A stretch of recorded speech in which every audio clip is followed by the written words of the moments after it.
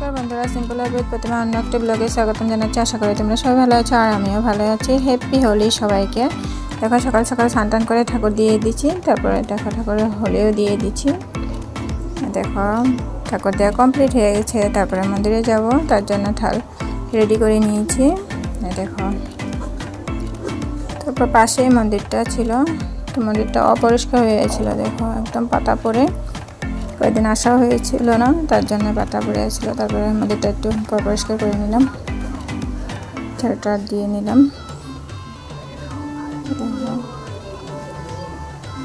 তারপর দেখা পরিষ্কার করে নিলাম, এখন সুন্দর লাগতেছে মন্দিরটা। তারপরে আমরা ঠাকুর দিয়ে নিলাম। এই দেখো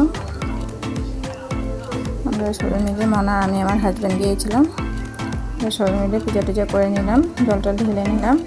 তারপরে শিব বাবাকে একটু হোলি লাগাই দিলাম। তারপরে ঘোরাঘুরা ঘুরে নিলাম। তারপর আমরা প্রণাম টনাম করে চলে আসলাম।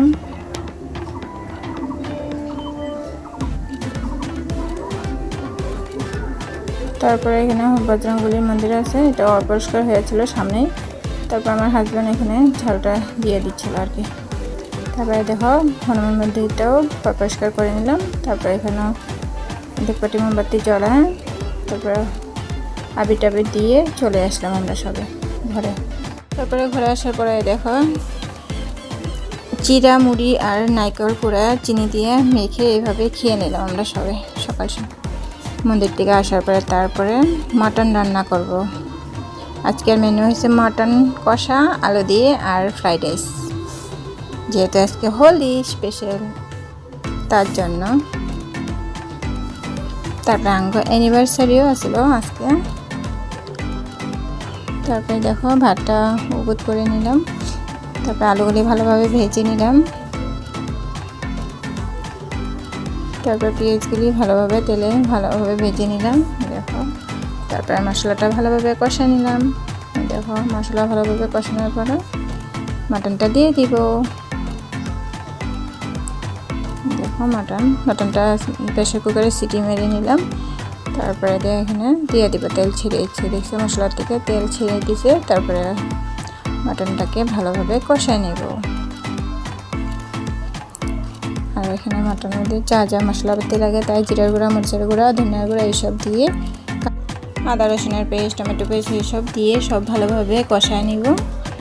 তারপরে দেখো মশলাগুলি ভালোভাবে কষানোর পরে পরিমাণ মতন জল দিয়ে দিব।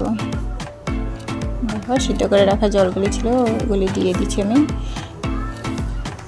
তারপরে দেখো রান্না কমপ্লিট, মটন রান্না কমপ্লিট। কালারটা দারুণ হয়েছিল আর খেতেও কিন্তু দারুণ হয়েছিল।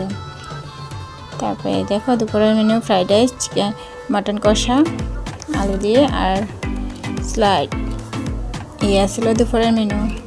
দুপুরে খাওয়া দাওয়া কমপ্লিট করে নিলাম আমরা।